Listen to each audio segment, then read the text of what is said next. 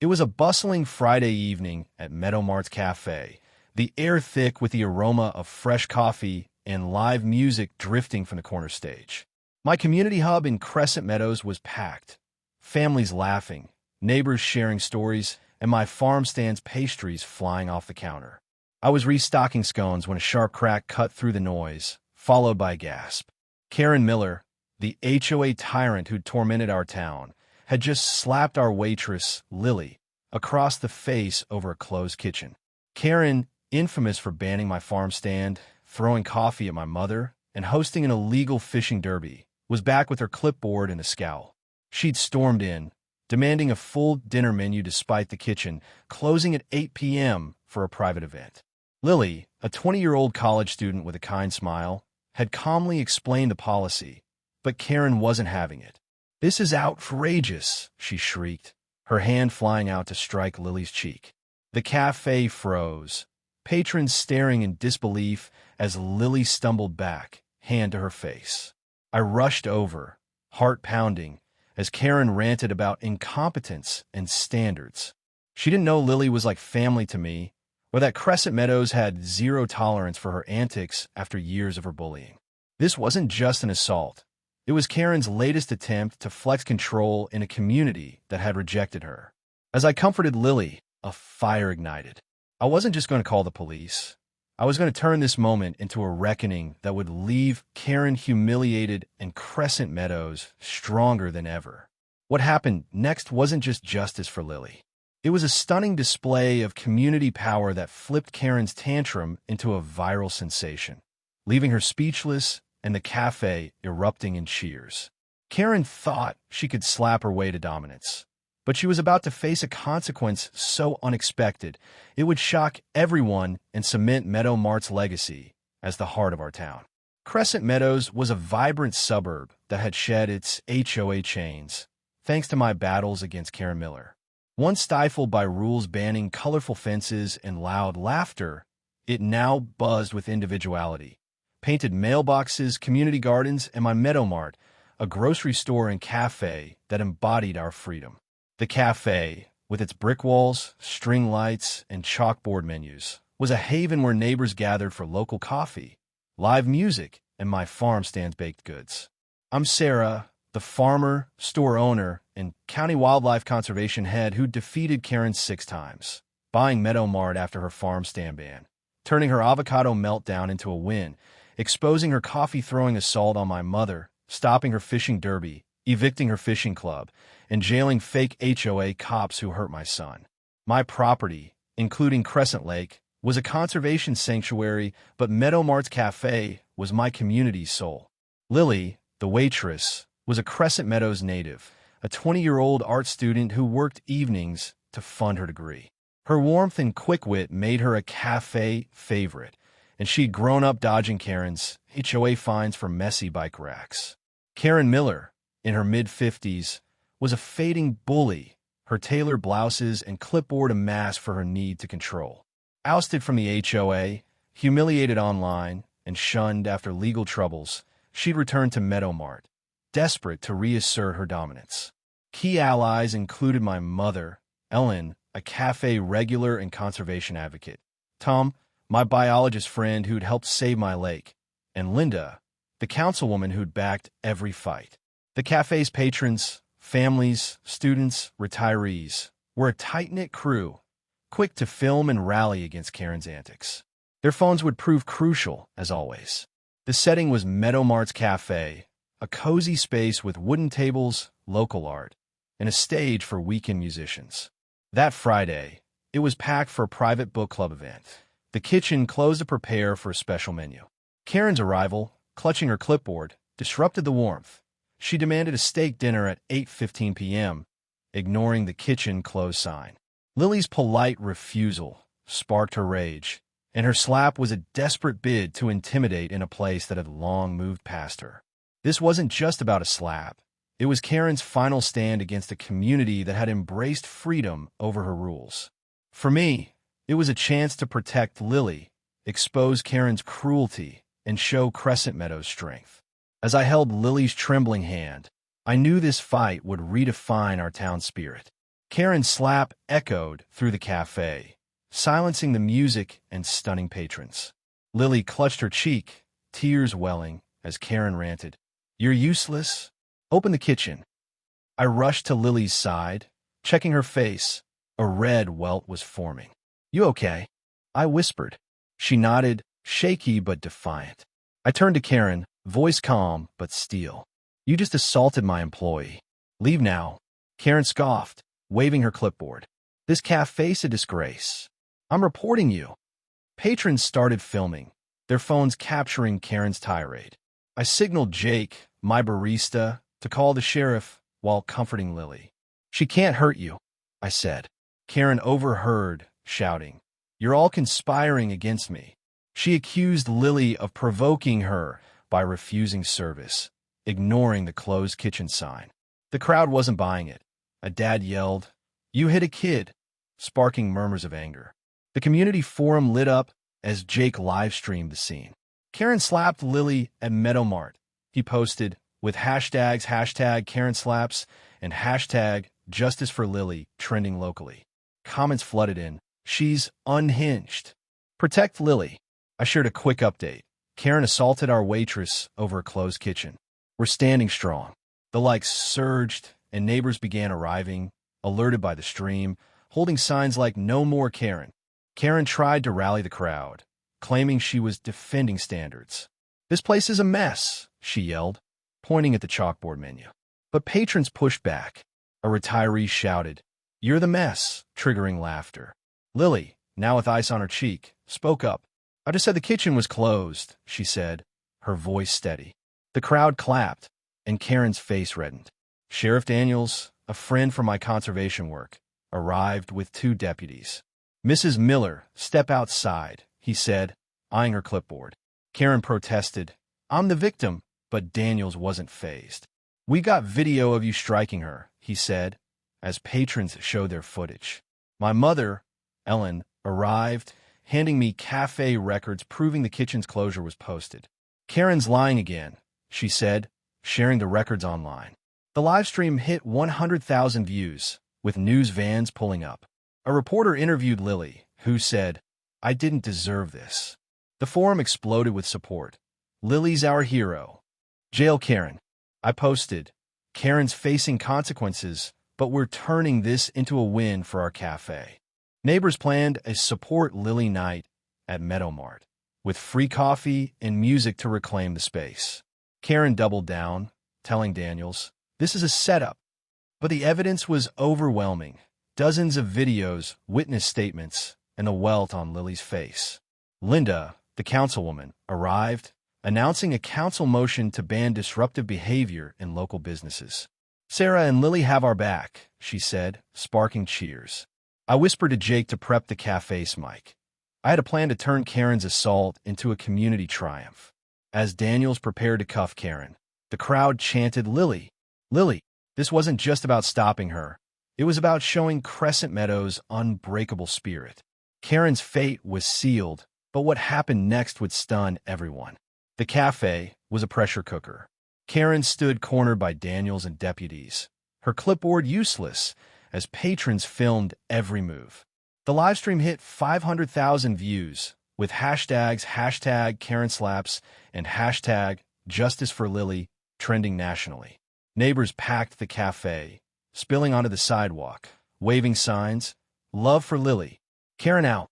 News crews broadcast live, anchors calling it a community stand against a bully. The air crackled with defiance, and I was ready to make history.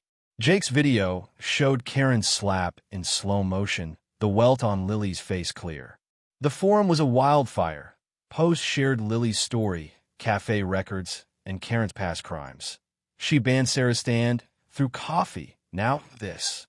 A viral tweet read, "HOA Karen slaps waitress. Doesn't know the town's done with her." Hashtag Justice for Lily. National activists joined in, praising Lily's courage and slamming Karen's entitled violence. Daniels took statements, patrons lining up to confirm Lily's professionalism and Karen's rage. She demanded steak after closing, one said. Lily was polite. Karen tried to spin it, telling deputies, "She insulted me." But Lily, ice pack in hand, spoke clearly. I said, "Kitchen's closed, ma'am." That's it. The crowd cheered, and Karen's lies crumbled. My mother posted the cafe's closure sign online, captioned, "Karen's excuses don't add up." The likes hit 10,000. Linda addressed the crowd, her voice firm. "Karen's assaulted a young woman in our heart, Sarah's Cafe. We're done with her chaos." She proposed a council ban on harassing businesses with fines for violators. Neighbors roared, chanting, "No more Karens." The HOA, already gutted, distanced itself, leaking texts disavowing Karen. "She's not ours anymore." But the crowd wanted more than words. They wanted justice. I grabbed the mic, sensing the moment. Karen thought she could slap her way to control, but this cafe's ours, I said. Tonight, we're holding Support Lily Night. Free drinks, music, and a fundraiser for Lily's art school. The crowd erupted, patrons hugging Lily, who smiled through tears. I share the plan online. Lily's our family. Let's show Karen what community means. The live stream hit 1 million views, with comments like, "Lily's a star," and "Sarah's a queen." Karen made a last stand, shouting at Daniels, "You can't arrest me. I'm a victim." But the deputies weren't swayed. Videos showed her slap, and Lily's welt was proof. Daniels cuffed her, saying, "Assault's a crime, Mrs. Miller." The crowd parted, phones filming her walk to the patrol car. Jake's stream captured every step, with comments flooding. "Bye, Karen." "Justice." News ran it live, headlined, "HOA bully arrested for slapping waitress." The cafe buzzed with energy as Support Lily Night took shape. Jake cranked up music, baristas poured free lattes, and a local band set up. Neighbors brought art supplies for Lily, turning tables into sketch stations. Linda promised council funds for a Lily's Art Fund, and Tom tied it to conservation, suggesting eco-murals for the cafe. The forum planned a mural contest, with Lily as judge. "Sarah's turning pain into beauty," one post read. As Karen was driven away, I rallied the crowd. "Let's make this night legendary," I said, handing Lily the mic. She thanked everyone, her voice strong. "You're my family." The stage was set for a victory that would honor Lily, bury Karen's legacy, and show Crescent Meadows' heart. What happened next would leave everyone speechless. The cafe was electric as Karen was led away in cuffs, her clipboard abandoned. The livestream hit 3 million views, with hashtags #KarenSlaps and #JusticeForLily trending worldwide. Neighbors filled Meadow Mart, dancing to live music and sketching with Lily, who stood tall despite her wealth. I held the mic, my role as community anchor stronger than ever, ready to turn Karen's assault into a defining moment. Sheriff Daniels addressed the crowd, his voice cutting through the cheers. Karen Miller's charged with assault and disorderly conduct. With video evidence and witnesses, she's facing up to a year in jail. The crowd roared, holding signs, "Lily strong." "No slaps here," Daniels added. "This cafe's a sanctuary, and Sarah's ensured justice." Patrons clapped, phones filming for the forum, where comments surged. "Karen's done. Lily's our hero." Linda took the stage, her authority commanding. "Sarah's built this cafe as our heart, and Lily's its spirit." Karen's slap was an attack on us all. She announced the council's vote, a $2,000 fine for Karen, a ban on business harassment, and funding for Lily's Art Fund. The crowd chanted "Lily, Lily," as kids handed her sketch pads, her smile lighting the room. Tom tied it to our roots, showing cafe murals inspired by my lake's bluefins. "Sarah and Lily represent our fight. Community over cruelty," he said, sparking applause. I unveiled a plan for a Lily's Light mural outside the cafe, to be painted by Lily and neighbors, honoring her resilience. I shared the sketch online, a vibrant tree with art supplies as leaves, Lily's name in bold. The forum erupted. "Perfect. Sarah's genius." Daniels confirmed the evidence. 30 videos, 20 witnesses, and Lily's medical report was airtight. Karen pleaded guilty to avoid trial, facing jail and a permanent town ban. My digital dossier, now public, was handed to the press, ensuring her conviction. News ran it live, headlined Waitress slapped by HOA, Karen wins community's heart. The crowd surged, music blaring, as Support Lily Night became a festival. I gave Lily the mic, and she shone. "Thank you for believing in me," she said, tears falling. "This cafe's home." Neighbors hugged her, sketching superheroes in her honor. The mural contest launched, with entries flooding the forum. This wasn't just Karen's defeat. It was Crescent Meadows' triumph, proof our love could outshine hate. As the band played, I knew Lily's light would shine forever. Karen's conviction closed a chapter. News ran headlines like, HOA, Karen jailed for slapping Waitress, and Sarah's Cafe rallies for Lily. The live stream hit 20 million views, with hashtags Karen slaps and hashtag Justice for Lily trending for weeks. Fan art of Lily as a superhero flooded the forum, and art schools offered her scholarships. Talk shows called, but Lily stayed humble, saying the cafe's my canvas. Lily's light mural was unveiled at a packed Meadow Mart ceremony. Lily painted the final stroke, a paintbrush blooming from the tree, while neighbors cheered, signs reading Lily shines. The mural, funded by Karen's fine and cafe donations, drew tourists, boosting sales. Linda's reforms banned business disruptions town-wide, with new rules requiring community input, ending HOA-style bullying for good. Karen served 6 months, banned from Crescent Meadows, and moved to a distant suburb, reportedly complaining about cafe noise. "Don't slap like Karen" became a local joke scrawled on cafe napkins. Lily's Art Fund raised $15,000, funding her degree and local art programs. Her sketches, sold as prints, supported my lake's bluefin conservation, tying her win to our roots. Meadow Mart and my farm stand soared. The cafe hosting Lily's Art Nights, with music and sketching. Tourists flocked to see Lily's mural, and neighbors brought gifts, painted mugs, art books, saying she'd inspired them to create.